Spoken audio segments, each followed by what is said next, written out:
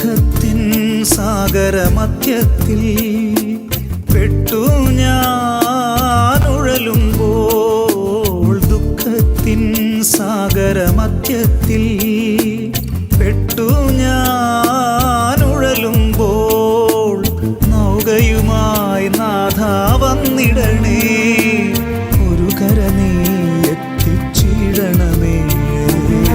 യേശുവേ യേശുവേ യേശുവേ യേശുവേ യേശുവേ കൃപയേകുകിൽ ഈ ജന്മം എത്ര ധന്യമാം. വിശുദ്ധ പരമ ദിവ്യകാരുണ്യത്തിന് എന്നേരവും ആരാധനയും സ്തുതിയും പുകഴ്ചയും ഉണ്ടായിരിക്കട്ടെ. ദൈവസന്നിധിയിൽ എഴുന്നേറ്റ് നിൽക്കാം. ലോകത്തിൻ്റെ നാനാഭാഗങ്ങളിൽ നിന്ന് നമ്മോടൊപ്പം പ്രാർത്ഥനയിൽ ചേരുന്ന വ്യക്തികളുണ്ട്. ദൈവത്തിൻ്റെ കരുണയ്ക്കായി നമ്മൾ പ്രത്യേകം പ്രാർത്ഥിക്കുന്ന സമയം ദിവ്യകാരുണ്യനാഥൻ നമ്മുടെ മുമ്പിൽ എഴുന്നള്ളിയിരിക്കുന്നു. ദൈവം നമുക്കിത്രമാത്രം സമീപസ്ഥനായിരിക്കുന്നതിനെ ഓർത്തും നമ്മുടെ എല്ലാ പ്രാർത്ഥനകളും നമ്മുടെ എല്ലാ അവസ്ഥകളും ആവശ്യങ്ങളും ഏറ്റെടുത്ത് നമ്മെ അനുഗ്രഹിക്കുന്ന ഈ നിമിഷങ്ങളെ ഓർത്ത് അല്പസമയം നമുക്ക് സ്വതന്ത്രമായിട്ട് ദൈവത്തെ സ്തുതിക്കുകയും മഹത്വപ്പെടുത്തുകയും ചെയ്യാം. യേശുവേ നന്ദി, ഹല്ലേലൂയ ഹല്ലേലൂയ, യേശുവേ ആരാധന, യേശുവേ ആരാധന, യേശുവേ നന്ദി, ഹല്ലേലൂയ ഹല്ലേലൂയ. മാലാഖവൃന്ദങ്ങളോട് ചേർന്ന് ഞങ്ങളും അങ്ങയെ സ്തുതിക്കുന്ന കർത്താവേ, ഞങ്ങൾ അങ്ങയെ ആരാധിക്കുന്നു. ഞങ്ങളെ അനുഗ്രഹിക്കണമേ, ഞങ്ങളുടെ നിയോഗങ്ങളെ അനുഗ്രഹിക്കണമേ എന്ന് പ്രാർത്ഥിക്കുന്നു. Hallelujah hallelujah. യേശുവേ നന്ദി, യേശുവേ നന്ദി, യേശുവേ നന്ദി, യേശുവേ നന്ദി. പരിശുദ്ധ പരമ ദിവ്യകാരുണ്യത്തിന് ആരാധനയും സ്തുതിയും പുകഴ്ചയും ഉണ്ടായിരിക്കട്ടെ. ഈ മണിക്കൂർ ദൈവാനുഗ്രഹത്തിൻ്റെ വലിയ മണിക്കൂറാണ്, കരുണയുടെ മണിക്കൂറാണ്.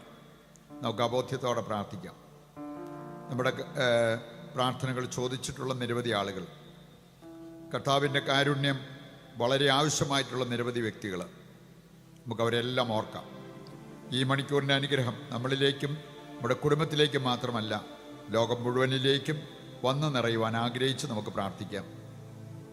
ഈശോയുടെ തിരുഹൃദയത്തിൽ നിന്ന് ഞങ്ങൾക്ക് കാരുണ്യ സ്രോതസ്സായി ഒഴുകിയിറങ്ങിയ തിരുരക്തമേ, തിരുജലമേ, ഞങ്ങൾ അങ്ങിൽ ശരണപ്പെടുന്നു.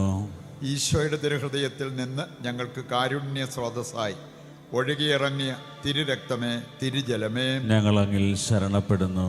ഈശോയുടെ തിരുഹൃദയത്തിൽ നിന്ന് ഞങ്ങൾക്ക് കാരുണ്യ സ്രോതസ്സായി ഒഴുകിയിറങ്ങിയ തിരുരക്തമേ, തിരുജലമേ, ഞങ്ങൾ അങ്ങിൽ ശരണപ്പെടുന്നു.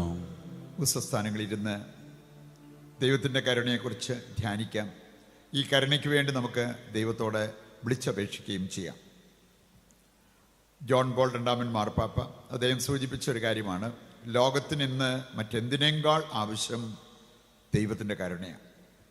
നമ്മുടെ ചിലപ്പോൾ ഇത് മറന്നിട്ട് മറ്റ് പലതിൻ്റെയും പുറകെ പോയ പലതും നമ്മൾ നേടിയെടുത്തേക്കാം, എന്നിട്ടും നമ്മുടെ ജീവിതത്തിന് ഒരു ഐശ്വര്യമോ സന്തോഷമോ സമാധാനമോ ഇല്ലാത്ത അവസ്ഥ. അതുകൊണ്ടാണ് ഈ വിശുദ്ധൻ പറഞ്ഞതാണ്, ലോകത്തിന് മറ്റെന്തിനേക്കാൾ ഉപരി ആവശ്യമായിട്ടുള്ള കാര്യം ദൈവത്തിൻ്റെ കരുണയാണ്. ആ ഒരു ചിന്തയിൽ വേണം നമ്മൾ ഈ കരുണയ്ക്ക് വേണ്ടി പ്രാർത്ഥിക്കുവാൻ. ആ വിശ്വാസത്തോടെ പ്രാർത്ഥിക്കുന്നവർക്ക് ദൈവത്തിൻ്റെ കരുണ ഏറ്റെടുക്കാൻ പറ്റും. ദൈവം കാരുണ്യവാനാണെന്ന് കൃത്യമായിട്ട് വചനം നമ്മെ പഠിപ്പിക്കുന്ന കാര്യമാണ്. പിതാവായ ദൈവം കാരുണ്യവാനാണ്. ദൈവം തന്നെ വെളിപ്പെടുത്തിയൊരു കാര്യമാണ് അവിടുന്ന് കാരുണ്യവാനാണെന്ന്. നമ്മളത് പുറപ്പാട് പുസ്തകം 34 അധ്യായത്തിൻ്റെ 5 മുതൽ വായിക്കുമ്പോൾ കാണുന്ന കാര്യമാണ്. ദൈവം കാരുണ്യവാനാണെന്ന് ദൈവം തന്നെ വെളിപ്പെടുത്തിയൊരു കാര്യമാണ്. യോനായുടെ പുസ്തകം 2-ാം അധ്യായം വായിച്ചാൽ 4-ാം അധ്യായത്തിൻ്റെ 2-ാമത്തെ വചനമാണ്. അവിടെ നമ്മൾ കാണുന്നത് യോനാ പ്രവാചകൻ ദൈവത്തെക്കുറിച്ച് പറയുന്നുണ്ട്, ദൈവം ദയാലുവും കാരുണ്യവാനുമായ ദൈവമാണ്. അതുകൊണ്ട് ദൈവത്തിൻ്റെ കരുണയെക്കുറിച്ച് നമ്മളാരും സംശയിക്കേണ്ടതില്ല. ഈ കരുണ നമ്മുടെ ജീവിതത്തിലേക്ക് വരാനുള്ള വഴികൾ നമ്മൾ മനസ്സിലാക്കുക എന്നുള്ളതാണ് ഏറ്റവും പ്രധാനപ്പെട്ടത്. ഇനി ആ വഴി അറിഞ്ഞാൽ നമുക്ക് ആ വഴിയിലേക്ക് വന്ന് നിൽക്കാൻ പറ്റും. അവിടെ ദൈവത്തിൻ്റെ കരുണ പ്രാപിക്കാൻ നമുക്ക് സാധിക്കും. നമുക്കറിയാലോ, നമ്മളൊരു വീട്ടിലേക്ക് പോകാനുള്ള വഴി നമുക്കറിയാമെങ്കിൽ ആ വീട്ടിലെത്താനായിട്ട് എളുപ്പമുണ്ട്, വേറെ ആരോടും ചോദിക്കേണ്ട കാര്യമില്ല. ആ വഴിയെ നമ്മൾ നടന്ന് അടുക്കുക എന്നുള്ളതാണ്. നമ്മളൊരു സ്ഥലത്തേക്ക് പോകാനുള്ള വഴി അറിയാമെങ്കിൽ നമുക്ക് അവിടെ എത്താനായിട്ട് സാധിക്കും. എന്ന് പറഞ്ഞ പോലെ ദൈവത്തിൻ്റെ കരുണ പ്രാപിക്കാനുള്ള വഴികൾ നമ്മൾ മനസ്സിലാക്കിയിരുന്നാൽ ആ കാരുണ്യം അത് നമുക്ക് പ്രാപിക്കാൻ എളുപ്പമായിരിക്കും. ഏതാനും വചനഭാഗങ്ങളിലൂടെ നമ്മൾ ഇന്ന് ദൈവത്തിൻ്റെ കരുണ നമ്മളിലേക്ക് എത്തിക്കുന്ന ചില വഴികൾ മനസ്സിലാക്കാൻ പോവുകയാണ്. ഇതിലേറ്റവും പ്രധാനപ്പെട്ട വഴി കുമ്പസാരം എന്ന കൂദാശയാണ്. കുമ്പസാരം എന്ന കൂദാശ നമുക്കറിയാം, ജീവിതത്തിൽ തകർന്ന് തരിപ്പണമായ വ്യക്തികളും അനുദപിച്ച് ദൈവത്തിലേക്ക് തിരിഞ്ഞപ്പോൾ അവരുടെ ജീവിതം വീണ്ടെടുക്കാൻ അവർക്ക് സാധിച്ചു. അതിന് നല്ല ഒരു ഉദാഹരണമാണ് മഗ്ദലന മറിയം. ലൂക്കായുടെ സുവിശേഷം 8-ാം അധ്യായം 2-ാമത്തെ വചനം വായിച്ചാൽ അവിടെ നമ്മൾ കാണുന്നത് 7 അശുദ്ധാത്മാക്കളെ അവളിൽ നിന്നും പുറത്താക്കിയതാണ്. പക്ഷെ നമ്മൾ കാണുകയാണ് അവൾക്ക് വിശുദ്ധിയാകാൻ പറ്റി. അവൾ അനുതാപത്തിലേക്ക് നയിക്കപ്പെട്ടു. ദൈവത്തിൻ്റെ കാരുണ്യത്തിൽ അവൾ വിശ്വാസം അർപ്പിച്ചു. അതിൻ്റെ ഫലമായിട്ട് അവൾക്ക് വിശുദ്ധിയായി മാറാനായിട്ട് സാധിച്ചു. പറയുന്നുണ്ട്, അനുദപിച്ച് കർത്താവിൻ്റെ പക്കലേക്ക് തിരിഞ്ഞാൽ ഏത് വ്യക്തിക്കും ഏത് പാപിക്കും ദൈവത്തിൻ്റെ കരുണ പ്രാപിക്കാൻ പറ്റും. നമ്മൾ കാണുന്നുണ്ട് പത്രോസിൻ്റെ കാര്യം പറഞ്ഞിരിക്കുന്നത്, അവന് വലിയൊരു പാപമാണ് ചെയ്തത്, തൻ്റെ ഗുരുനാഥനെ തള്ളിപ്പറഞ്ഞു. പക്ഷെ അവൾ കാണുകയാണ് മനം നൊന്ത് കരയുന്ന പത്രോസിനെ. അവൻ അനുദപിച്ച് മനം നൊന്ത് കരഞ്ഞു. അവനെ തന്നെ അപ്പസ്തോലന്മാരുടെ ആ ഒരു തലവനായിട്ട് കർത്താവ് നിയോഗിച്ച് മുന്നേറുന്നത് നമുക്ക് കാണാൻ പറ്റും. പറയുന്നുണ്ട്, ഏത് പാപിയെയും കർത്താവ് വീണ്ടെടുക്കുന്ന ഒരു കൂദാശയായിട്ട് കുമ്പസാരം എന്ന കൂദാശയെ നമുക്ക് കാണാൻ പറ്റും. യോഹന്നാൻ 20-ാം അധ്യായത്തിൽ കർത്താവ് നമ്മെ പഠിപ്പിക്കുന്ന ഒരു കാര്യമാണ്, നിങ്ങൾ ആരുടെ പാപങ്ങൾ ക്ഷമിക്കുന്നുവോ അവർ ക്ഷമിക്കപ്പെട്ടിരിക്കും, ബന്ധിക്കുന്നുവോ അവ ബന്ധിക്കപ്പെട്ടിരിക്കും. സമാന്തര സുവിശേഷങ്ങളിലും ഈ സന്ദേശം വളരെ ശക്തമായിട്ട് പറഞ്ഞിരിക്കുന്ന ഒരു സന്ദേശമാണ്. എന്തിനെക്കുറിച്ചാണ് നമുക്കറിയാം, കുമ്പസാരം എന്ന കൂദാശ. നമുക്കറിയാം ഈ കൂദാശ, കുമ്പസാരം എന്ന കൂദാശ എന്ന് പറഞ്ഞാൽ ദൈവത്തിൻ്റെ കരുണയുടെ തൂമ്പ് തുറക്കുന്ന കൂദാശ. നമുക്കറിയാമല്ലോ, ചില തൂമ്പ് തുറക്കുമ്പോൾ വെള്ളം ചാടി വരുന്നത് പോലെ ഈ കൂദാശയിലൂടെ അതിശക്തമായിട്ട് ദൈവത്തിൻ്റെ കരുണ നമ്മുടെ മേൽ പ്രഹളിക്കും, ഒഴുകി വരും എന്നുള്ള ആ ഒരു കാര്യം നമ്മൾ മനസ്സിലാക്കിയിരിക്കേണ്ട കാര്യമാണ്. കർത്താവ് നമ്മെ അനുതാപത്തിലേക്ക് വിളിക്കുന്ന രംഗങ്ങൾ ഇഷ്ടം പോലെയാണ് ബൈബിളിൽ. ജെറമിയായുടെ പുസ്തകം വായിച്ചാൽ 3-ാം അധ്യായത്തിൻ്റെ 12-ാമത്തെ വചനം, നീ എൻ്റെ പക്കലേക്കൊന്ന് തിരിച്ചു വരിക, തിരിച്ചു വരുന്നെങ്കിൽ ഞാൻ നിന്നോട് നിത്യമായി കോപിക്കില്ല. അപ്പം അതുകൊണ്ട് പാപത്തിലൂടെ ദൈവത്തിൽ നിന്ന് അകന്നു പോയവരാണെങ്കിലും ദൈവം വിളിക്കുന്നു ദൈവത്തിൻ്റെ പക്കലേക്ക് തിരിച്ചു വരാൻ. കുമ്പസാരം എന്ന കൂദാശ ഈ തിരിച്ചു വരവിനെ നമ്മെ സഹായിക്കുന്നത്. അതുപോലെ തന്നെ തിരിച്ചു വരുന്നവർക്ക് സൗഖ്യം പ്രാപിക്കാനും അവരുടെ ഐശ്വര്യം പുനഃസ്ഥാപിക്കാനുമുള്ള ഒരു കൂദാശയായിട്ടാണ് കുമ്പസാരത്തെ നമ്മൾ കാണേണ്ടത്. നമുക്കറിയാം, സഭയിൽ ഈ കൂദാശ വെച്ചിരിക്കുന്നത് കുമ്പസാരിപ്പിക്കുന്നവർക്ക് എന്തെങ്കിലും കിട്ടാൻ വേണ്ടിയല്ല. അതിന് 10 പൈസയുടെ ഫീസ് പോലും ഇല്ല എന്ന് നമുക്കറിയാം. ഇനി ഒരുപാട് അനുഗ്രഹം വർഷിക്കുന്നൊരു കൂദാശയാണ് കുമ്പസാരം. അതിന് നാം എന്ത് ചെയ്യണം? നമുക്ക് അനുദപിച്ച് നല്ലൊരു കുമ്പസാരം നടത്താൻ പറ്റണം. അതിന് നമ്മൾ സമയം കണ്ടെത്തണം, അതിനുള്ള സാഹചര്യങ്ങൾ നമ്മൾ കണ്ടെത്തണം, ഒരുങ്ങി ആ കുമ്പസാരത്തിലേക്ക് പോകണം. പ്രത്യേകിച്ച് ഈ കാലയളവ് നമ്മൾ യേശുവിൻ്റെ വരവിനായിട്ട് ഒരുങ്ങുന്നു. അതിന് നല്ലൊരു കുമ്പസാരം നമ്മളെ ഒരുപാട് സഹായിക്കും എന്നുള്ളത് നാം തിരിച്ചറിയണം. നല്ല കുമ്പസാരം നടത്തിയ എത്രയോ വ്യക്തികളുടെ ജീവിതത്തിൽ അവരുടെ ജീവിതം സമൂലം മാറി. ഒരുപക്ഷെ അവരുടെ രോഗങ്ങൾക്ക് പോലും മാറ്റം വന്നു, ജീവിത പ്രശ്നങ്ങൾക്ക് മാറ്റം വന്നു, സാമ്പത്തിക മേഖലയിൽ മാറ്റം വന്നു, മനസ്സിൻ്റെ തലത്തിൽ ഒരുപാട് മാറ്റം. അങ്ങനെ പലവിധ മാറ്റങ്ങൾ ഏറ്റെടുക്കാൻ പറ്റിയ വ്യക്തികളുണ്ട് ഒരു കുമ്പസാരം എന്ന കൂദാശയിലൂടെ. അപ്പോൾ അതുകൊണ്ട് ഈ ഒരു കൂദാശ ദൈവം നമുക്കായിട്ട് നൽകിയിരിക്കുന്ന കൂദാശ, ഇതിലൂടെ നമുക്ക് ദൈവത്തിൻ്റെ കരുണ സമൃദ്ധമായിട്ട് ഏറ്റെടുക്കാൻ സാധിക്കും എന്നുള്ള കാര്യം നമ്മൾ തിരിച്ചറിയും. ഒരുപക്ഷെ കുമ്പസാരത്തിന് പോകുകയില്ലാത്ത വ്യക്തികൾ നമ്മുടെ കുടുംബത്തിലുണ്ടായിരിക്കാം. നമ്മൾ നല്ല കുമ്പസാരം നടത്തി നമ്മൾ കർത്താവിലേക്ക് അടുക്കുമ്പോൾ അത് മറ്റുള്ളവരുടെ മാനസാന്തരത്തിന് വഴി തുറക്കും എന്ന് നമ്മൾ തിരിച്ചറിയണം. യേശു പറഞ്ഞൊരു കാര്യമുണ്ട്, ലോകം വിശുദ്ധീകരിക്കപ്പെടേണ്ടതിന് ഞാൻ എന്നെ തന്നെ വിശുദ്ധീകരിക്കുന്നു. ലോകം വിശുദ്ധീകരിക്കപ്പെടേണ്ടതിന് പാപമറിയാത്തവൻ അവനെ തന്നെ വിശുദ്ധീകരിക്കുന്നതാണ് നമ്മൾ കാണുക. പറയുന്നുണ്ട്, നമ്മുടെ പാപജീവിതം ഉപേക്ഷിക്കുകയും നമ്മളെ വിശുദ്ധീകരണം ഏറ്റെടുക്കുകയും ചെയ്യുമ്പോൾ നമ്മുടെ കൂടെ വസിക്കുന്നവരിലും നമ്മുടെ കുടുംബാംഗങ്ങളിലുമൊക്കെ അതിൻ്റേതായിട്ടുള്ള നന്മകൾ വരും, മാറ്റങ്ങൾ വരും എന്നുള്ള ആ ഒരു കാര്യം നമ്മൾ തിരിച്ചറിഞ്ഞ് മുന്നോട്ട് പോകേണ്ടതായിട്ടുണ്ട്. രണ്ടാമതായിട്ട് നമുക്ക് ദൈവകരുണ നമ്മുടെ മേൽ എത്തിക്കുന്ന ഒരു പ്രധാനപ്പെട്ട കാര്യമായിട്ട് നമുക്ക് കാണാൻ സാധിക്കും ദൈവത്തിൽ വിശ്വാസമർപ്പിച്ച് ജീവിക്കുന്നത്. ഇതിനൊരു തെളിവാണ് മർക്കോസ് 9:23 വചനം വായിച്ചാൽ നമ്മൾ കാണുക. വചനം കൃത്യമായിട്ട് പറയുന്ന ഒരു കാര്യമാണ്, ദൈവത്തിൽ വിശ്വാസമർപ്പിച്ച് ജീവിക്കുന്നവർക്ക് അവിടുത്തെ കരുണ ലഭിക്കും, അവരെ ഈ കരുണ അനുഗമിക്കും. മാത്രമല്ല മർക്കോസ് 9:23 നമ്മൾ വായിക്കുന്നത് വിശ്വസിക്കുന്നവർക്ക് സകലതും സാധ്യമാണ്. പറയുണ്ട് കരുണ പ്രാപിക്കാൻ ആഗ്രഹിക്കുന്നവരും ദൈവത്തിൽ വിശ്വാസം അർപ്പിച്ച് പ്രാർത്ഥിക്കുമ്പോൾ ഈ ഒരു കാര്യം സാധിക്കും എന്നുള്ള ആ ഒരു തിരിച്ചറിവ് നമുക്കുണ്ടാകണം. ബൈബിളിൽ വിശ്വാസത്തിൻ്റെ ശക്തി എത്ര വലുതാണെന്ന് വചനം നമ്മെ പഠിപ്പിക്കുന്നുണ്ട്. ഇഷ്ടം പോലെ വചനങ്ങളിലൂടെ വിശ്വസിച്ചാൽ ദൈവം നമ്മുടെ കാര്യങ്ങൾ നടത്തിത്തരും. വിശ്വസിക്കുന്നതിൻ്റെ ഫലം വളരെ വലുതായിരിക്കും എന്നുള്ളത് നമുക്കറിയാം. യാക്കോബ് ശ്ലീഹ 5:15 വായിച്ചാൽ അവിടെ പറഞ്ഞിട്ടുണ്ട്, വിശ്വാസത്തോടെയുള്ള പ്രാർത്ഥന രോഗിയെ സുഖപ്പെടുത്തും, കർത്താവ് അവനെ എഴുന്നേൽപ്പിക്കുകയും ചെയ്യും. ഇപ്പം അറിയുണ്ട് നമ്മുടെ ജീവിതത്തിൽ എഴുന്നേൽക്കാൻ, ജീവിതത്തിൽ അഭിവൃദ്ധി പ്രാപിക്കാൻ നമ്മെ സഹായിക്കുന്ന ഒരു കാര്യമാണ് ദൈവത്തിൽ വിശ്വാസം അർപ്പിച്ച് നമ്മൾ ജീവിക്കുന്നത്.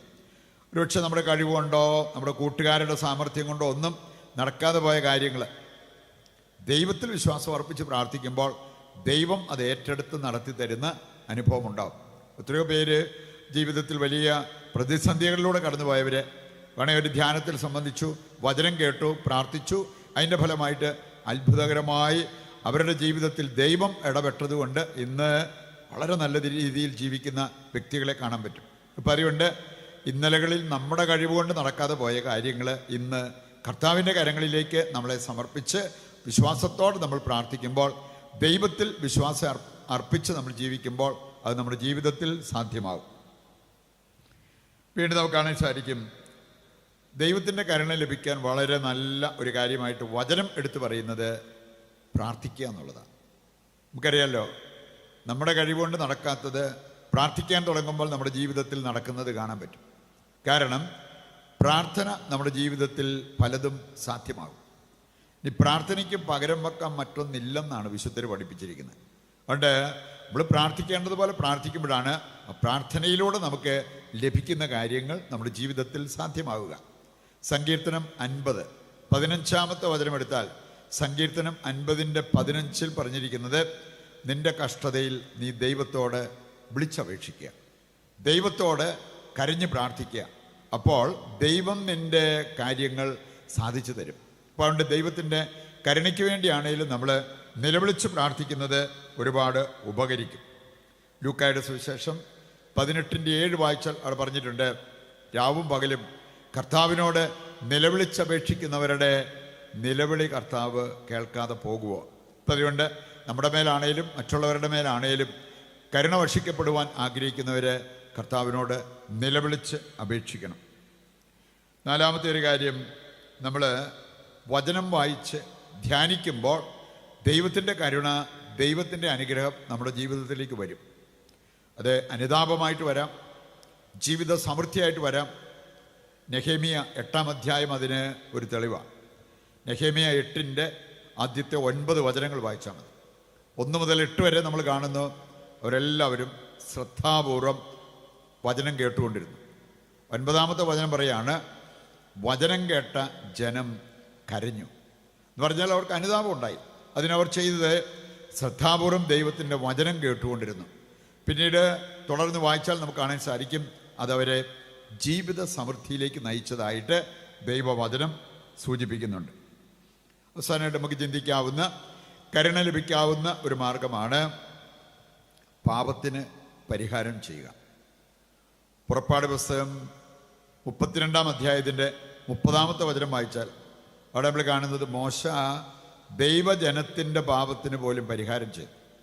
തൻ്റെ മാത്രം പാപമല്ല, തൻ്റെ പാപത്തിന് എന്നതിനേക്കാൾ മറ്റുള്ളവരുടെ പാപത്തിന് പരിഹാരം ചെയ്യുന്നു. മോശ അവിടെ തെറ്റ് ചെയ്തിട്ടില്ലായിരുന്നു. വിഗ്രഹാരാധന നടത്തിയത് മറ്റ് ആളുകളായിരുന്നു.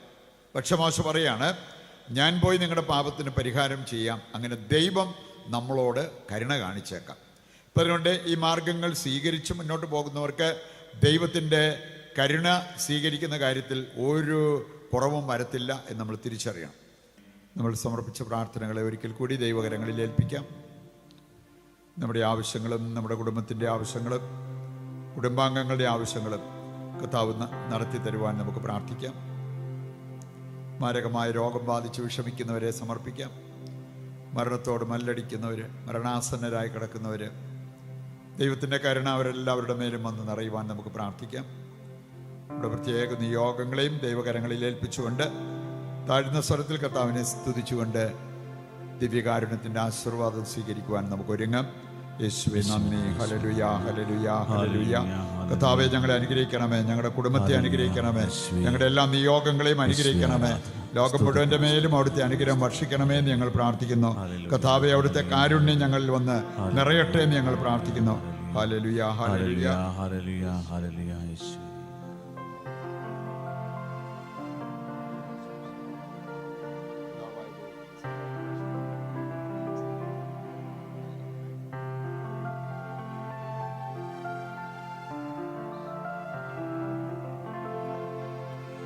പരിശുദ്ധ പരമമാം ദിവ്യകാരുണ്യമേ, എന്നുമെന്നും അങ്ങേക്കാരാധന. പരിശുദ്ധ പരമമാം ദിവ്യകാരുണ്യമേ, എന്നുമെന്നും അങ്ങേക്കാരാധന. പരിശുദ്ധ പരമമാം ദിവ്യകാരുണ്യമേ, എന്നുമെന്നും അങ്ങേക്കാരാധന.